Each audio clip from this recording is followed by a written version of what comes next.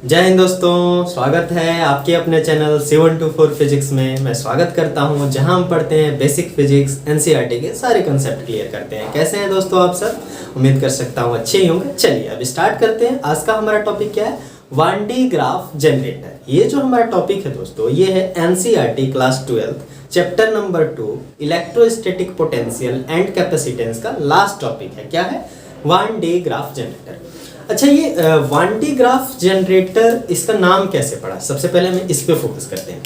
तो एक्चुअली हुआ क्या दोस्तों, एक हमारे साइंटिस्ट थे जिनका नाम था Robert Jameson one day graph. Robert Jameson one day graph. इन्होंने 1929 में एक मशीन बनाया। उस मशीन का काम क्या था कि वो 10 लाख वोल्ट या उससे ज्यादा की इलेक्ट्रोस्टैटिक पोटेंशियल डिफरेंस प्रोड्यूस करता था। ठीक है, उस समय ये बहुत ही चमत्कारिक खोज थी, राइट?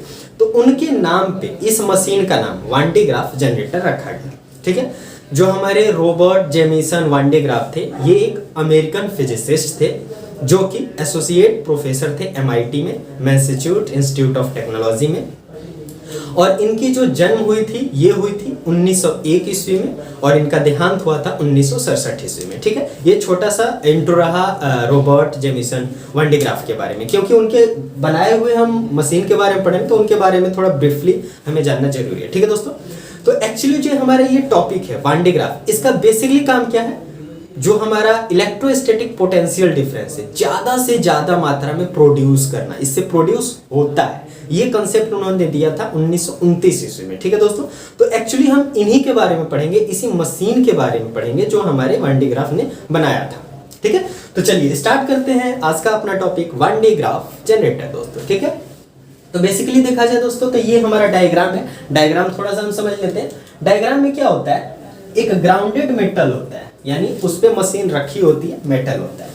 उसके पास एक पिलर दोनों तरफ पिलर टाइप का होते हैं, सपोर्टिंग कॉलम होते हैं, इंसुलेटिंग सपोर्टिंग कॉलम, इंसुलेटिंग होता है, राइट? इंसुलेटिंग सपोर्टिंग कॉलम होता है। उससे आगे हम बढ़ेंगे तो क्या होता है? एक बेल्ट होता है हमारा, ये हमारा बेल्ट है। ठीक है, बेल्ट जैसे कि लकड़ी जहाँ चीरी जाती है या फिर ऐसी जहाँ चीजें होती है, वहां पे बेल्ट घूमते रहता है। या फिर मशीनों में बहुत सारी चीजें देखेंगे, कंपनियों में देखेंगे बेल्ट घूमती होती है। तो ये बेल्ट का काम क्या है? सबसे पहले क्या है? ये इंसुलेटिंग बेल्ट है, यानी इंसुलेटिंग है, चार्ज फ्लो नहीं होगा। ठीक है, यहाँ पे क्या करेगा? इंसुलेटिंग बेल्ट का काम है to carry and deliver charge. इससे चार्ज जाती है और डिलीवर होती है। ठीक है, कैसे होती है उन्होंने इसका यूज किया था, प्रोड्यूस किया था, उन्होंने बताया था। ठीक है, तो ये एक्चुअली उनका एक मशीन है, उसके बारे में हम अध्ययन कर रहे हैं। हमारे साइंटिस्ट जो है 1D ग्राफ जी का, उनके बारे में पढ़े कि एक्चुअली उन्होंने क्या क्या किया था, क्या क्या यंत्र लगाए थे, किस तरीके से उन्होंने कंस्ट्रक्शन किया था। ठीक है, तो पहले हम एक डायग्राम के बारे में अध्ययन कर लेते हैं, फिर जो आगे की चीजें हम जानेंगे। ठीक है, तो ये हमारा पुली हो गया। इससे आगे ये है हमारा मेटल ब्रश। मेटल ब्रश बोले तो मेटल को साफ करने के लिए।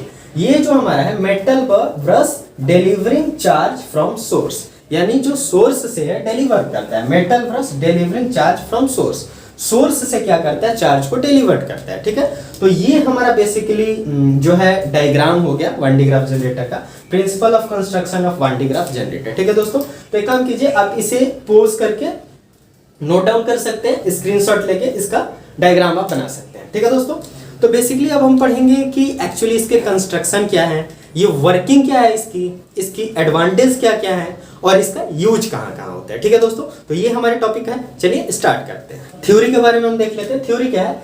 It is depend upon corona discharge and electric induction. ये देखिए ससुर का वर्ड आ गया, कोरोना। ये हमारे 1D ग्राफ सब पहले से ही जानते थे लग रहा है। ठीक है, तो ये एक्चुअली एक प्रोसेस हमारा होता है कोरोना डिस्चार्ज। इसके बारे में हम अलग से वीडियोस बना के पढ़ लेंगे कि कोरोना डिस्चार्ज होता क्या है। बेसिकली थोड़ा सा हम इसके बारे में जान लेते हैं, जो कि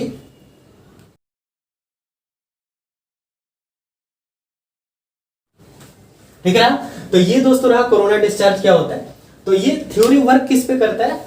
it is depend upon corona discharge and electric induction. अब इंडक्शन मेथड होता है चार्जिंग का, उसका मैं लिंक दे दूंगा। ऑलरेडी हमने इंडक्शन के बारे में पढ़ रखा है, चार्जिंग बाय इंडक्शन मेथड, वो आप समझ लेंगे कि चार्जिंग बाय इंडक्शन क्या होता है। और कोरोना डिस्चार्ज हमने ऑलरेडी PDF के माध्यम से आपको जानकारी दे दी। ठीक है दोस्तों, तो ये रहा हमारा थ्योरी के बारे में। अब जानते हैं वर्किंग क्या होता है। वर्किंग क्या है हमारा, बेसिकली क्या था, दो पुली थे हमारे पास, एक बेल्ट था जो कि चार्ज को कैरी करके डिलीवर कर रहा था। तो वहीं पे बेसिकली हम एक जो हमारा पुली था, एक को P1 मान लेते हैं, एक को P2 मान लेते हैं और कोई पॉइंट वो ले लेते हैं। ठीक है दोस्तों, मेंशन हमने डायग्राम में नहीं किया था, सपोज कर लेते हैं, जो आपने पॉज करके नोट डाउन किया था डायग्राम में उसमें कर लेते हैं। तो व्हेन द पुली, जो पुली होता है, when the pulley P1 and P2, यानी पुली हमारे पास है P1 एंड P2, रोटेट करता है, घूमता है with the help of any external source, किसी भी एक्सटर्नल सोर्स की वजह से वो घूम रहा है। ठीक है, then positive charge from point O, एक पॉइंट हम O कंसीडर कर रहे हैं, कहां पे है ये positive charge from point O, एक पॉजिटिव चार्ज पॉइंट O पे, which is produced due to corona discharge. वो कब प्रोड्यूस होता है, कोरोना डिस्चार्ज के चलते प्रोड्यूस होता है। इस ससुरा देखिए टर्म आ गया, डरिएगा मत ससुरा, बहुत पहले से है, लेकिन अभी हम लोगों ने पता लगा हाँ भाई इतना ससुरा डरा था। टेंशन लेने की बात नहीं है, कोरोना डिस्चार्ज हमारा एक प्रोसेस होता है किसी भी बॉडी को चार्ज करने का या फिर डिस्चार्ज करने का। ठीक है, तो कोरोना डिस्चार्ज आज rise up with the help of rubber belt. तो क्या करता है, राइज अप होता है, यानी बढ़ता है किसके सहायता से, रबर बेल्ट के सहायता से बढ़ता है, ड्यू टू इलेक्ट्रिक इंडक्शन।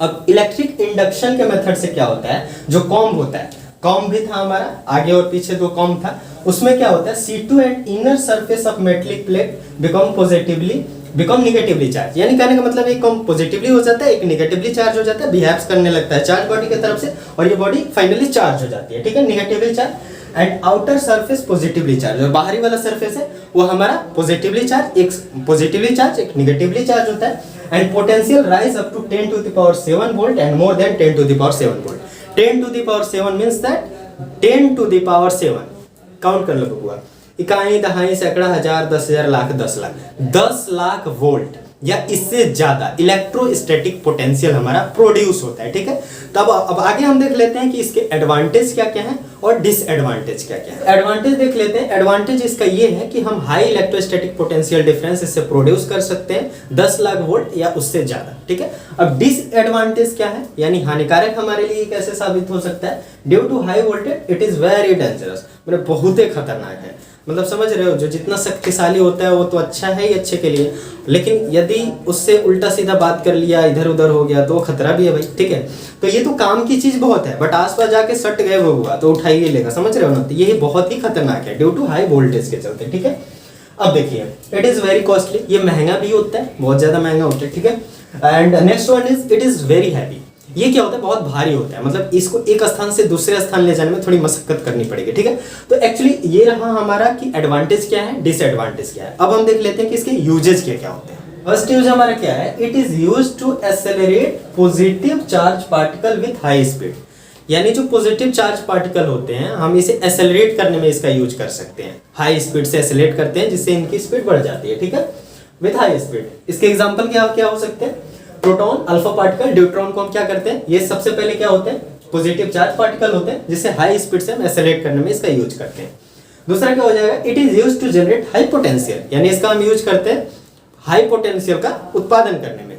ठीक है, थर्ड वन हो जाएगा, it is used in scientific research, यानी रिसर्च में जो हम इसका यूज करते हैं वो ज्यादातर होता है। ठीक है, इससे ये बात साबित होती है दोस्तों कि जो हमारा वान डी ग्राफ जनरेटर है वो बेसिकली हर तरह से यूज नहीं किया जा सकता है, यानी देखा जाए नॉर्मली हर कोई इसे यूज नहीं कर सकता है, इसका साइंटिफिक रिसर्च या फिर ऐसे जगह यूज किया जाता है जहाँ पे स्पेसिफिक जरूरत हो। ठीक है दोस्तों, तो एक्चुअली ये जो हमारा टॉपिक था NCERT class 12 chapter number 2 electrostatic potential and capacitance का दोस्तों लास्ट ये टॉपिक था वान डी ग्राफ जनरेटर, जिसे हमने सफलतापूर्वक समाप्त किया, पढ़ा अच्छे से, समझा क्या क्या होते हैं वान डी ग्राफ जनरेटर में। वान डी ग्राफ जो हमारे साइंटिस्ट थे उनके नाम पे इस जनरेटर का नाम पड़ा क्योंकि उन्होंने इसका निर्माण किया था, कंस्ट्रक्शन किया था। ठीक है दोस्तों, तो मिलते हैं किसी नेक्स्ट वीडियो में, अच्छे से टॉपिक पे बात करते हैं, सीखते हैं, पढ़ते हैं। ये आपका जो चैनल है C124 फिजिक्स, इसमें हम बेसिक्स क्लियर करते हैं, सारे कंसेप्ट क्लियर करते हैं। जब हमारे एक बार कंसेप्ट क्लियर हो जाएंगे फिर हम अच्छे न्यूमेरिकल्स बनाएंगे मेडिकल और इंजीनियरिंग की। ठीक है दोस्तों, अपना ख्याल रहिए, हंसते रहिए, मुस्कुराते रहिए, और दिल में देश के लिए जज्बा है, जुनून है, इसीलिए जय हिंद दोस्तों।